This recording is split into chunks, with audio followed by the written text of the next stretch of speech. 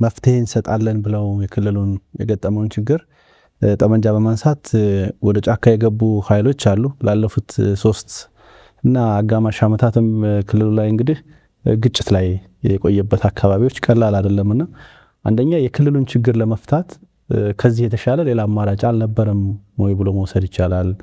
ከዚሁ ጋር የሚገናኘው ደግሞ ከቅርብ ጊዜ ወዲህ ከሀገራችን ታሪካዊ ጠላት ከሚባሉ አካላት ጋር ጭምር ጥምረት እንደፈጠሩ ይደመጣል። ይሄ የአማራ ክልልን ዘላቂ ሰላም ከማምጣት አንጻር አዎንታዊ ፋይዳ ሊኖረው የሚችለው በምን መንገድ ነው የሚለውን እንዲያብራሩልኝ እፈልጋለሁ። እንግዲህ የአማራ ሕዝብ ብልህ ሕዝብ ነው። ነገርን ከስሩ ከመሰረቱ ለማስተዋል ለመገምገም የሚቸገር ሕዝብ አይደለም። የዚህን ጉዳይ መንስኤና ውጤት በስክነት ከምንም በያዝ ውጪ በስክነት ቢገመግመው ወደ ውስጥ በጥልቀት ቢመለከት የጉዳዩን ፍሬ ነገር ለማግኘት ይቸገራል ብዬ አላምንም።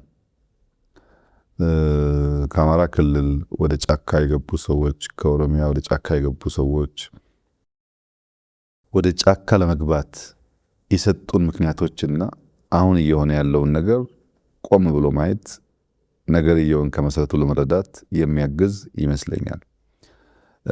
ሲገቡ ሲባል የነበረው ህዝቡ በማንነቱ ይፈናቀላል፣ ይገደላል፣ ያን ማስቆም አለብን።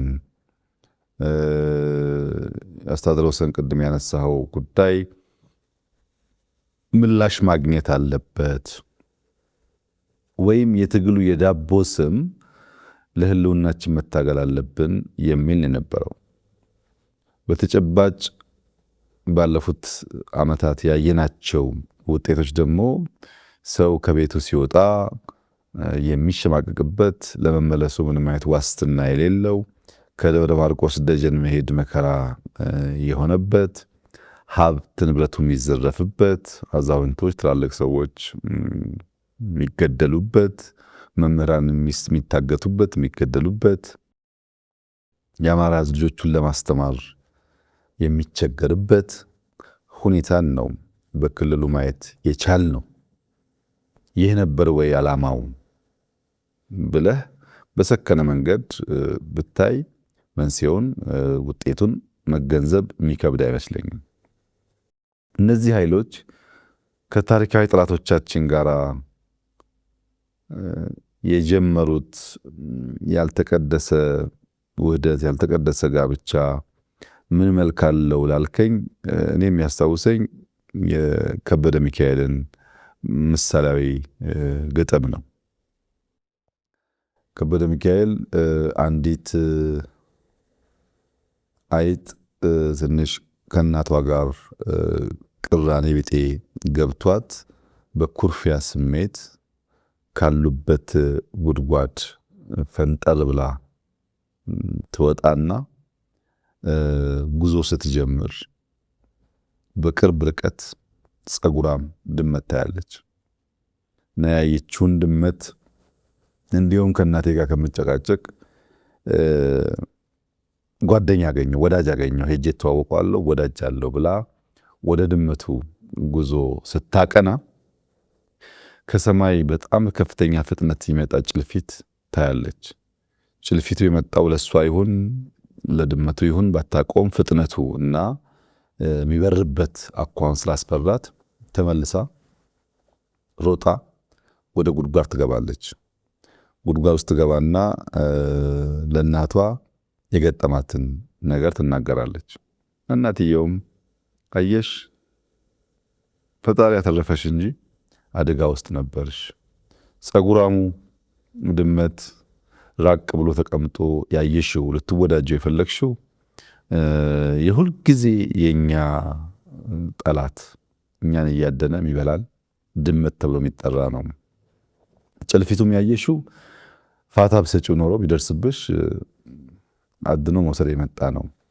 ሁለቱም የሚያጠፉሽ የሚገሉሽ ናቸው። እኔ ጋር የነበረሽ ቆይታ የተሻለ ነበር ትላትና አይጥ ስትጠግብ ስታበዛ ሩጫ ሄዳ ታሸታለች የድመት አፍንጫ ሲባል የነበረው እስከነተረቱ በአንቺ ላይ ደረሰ በክልፍልፊቱ ብሎ ከበደ ሚካኤል የገጠመውን ግጥም ነው የሚያስታውሰኝና እዚህ ያለው ኩርፊያ ወደ ጸጉራሙ ድመት ወይም ወደሚምዘገዘገው ጭልፊት የሚወስዳቸው ማንኛውም ኃይሎች በምን እምነት ላይ እንደተመሰረተ ያልታወቀ ጋብቻ ስለሆነ በየትኛውም መንገድ ጥፋት ካልሆነ በቀር ልማት ሊያመጣ አይችልም። ይሄ ደግሞ የትናንትና ታሪካችን ነው።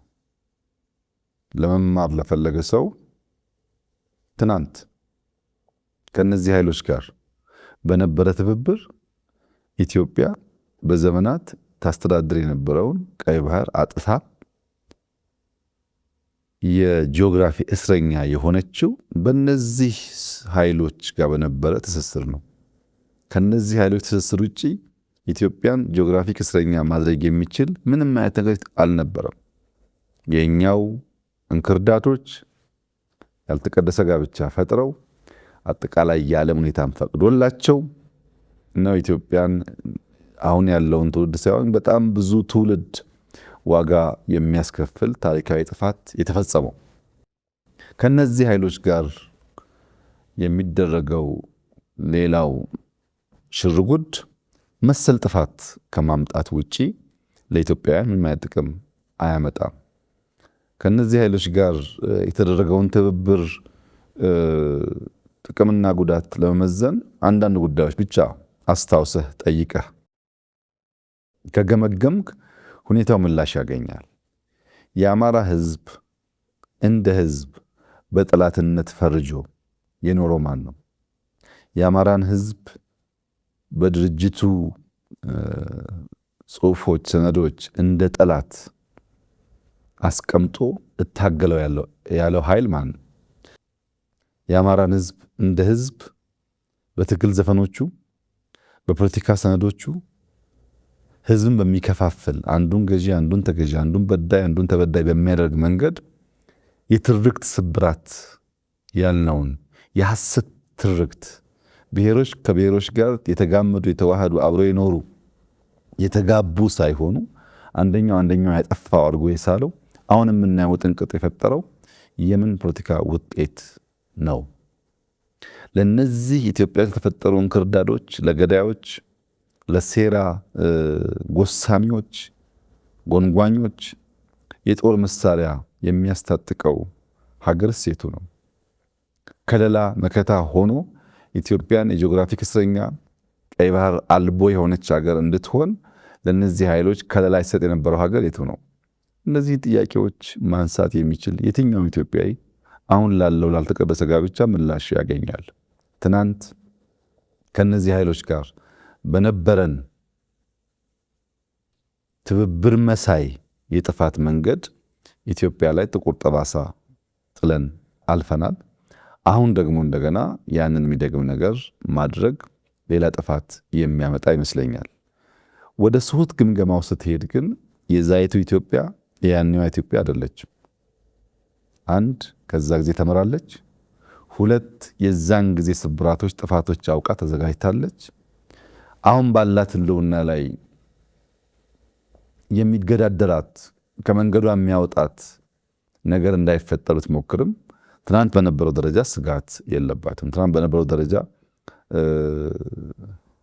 ጥፋት ያመጡብኛል ብላ አታስብም። እነዚህ ኃይሎች ግን ከትናንትና ጉዳይ መማር ያስፈልጋቸዋል። አፄ ዮሐንስን ለማጥቃት የመጣ ኃይል፣ አፄ ዮሐንስን ህይወት የነጠቀ ኃይል ለምን መጣ ብለው ሳይመዝኑ ሄደው ጋብቻ የፈጠሩ ሰዎች ኢትዮጵያን የጂኦግራፊክ እስረኛ አድርገዋታል። ኢትዮጵያን የጂኦግራፊክ እስረኛ እንዴት ሆነች ማንረዳ ብለው ማየት ያልቻሉ ሰዎች ደግሞ ምን ጥፋት መዘዝ ሊያመጡ ዛሬ አዲስ ያልተቀደሰ ጋብቻ ለመፍጠር እየሞከሩ እንዳሉ እያንዳንዱ ዜጋ ራሱን በተለያየ ቦክስ ውስጥ እያስገባ ሳይሆን ወጣ ብሎ ማየት የሚያስፈልግ መማር የሚያስፈልግ ይመስለኛል። ይሄ ለሀገራችን ጥፋት ነው። በውስጣችን ያለ ማንኛውም ልዩነት በውስጣችን ሊፈታ ይችላል። በንግግርም ይሁን በኩርፊያም ይሁን የእርቅ የሽምግልና ባህል ስላለ ልንፈታው እንችላለን። ሌሎች ኃይሎች ስናስገባ ግን ከጥፋት ውጭ ጥቅም የሚያስገኝ አድርጌ አልወስደውም።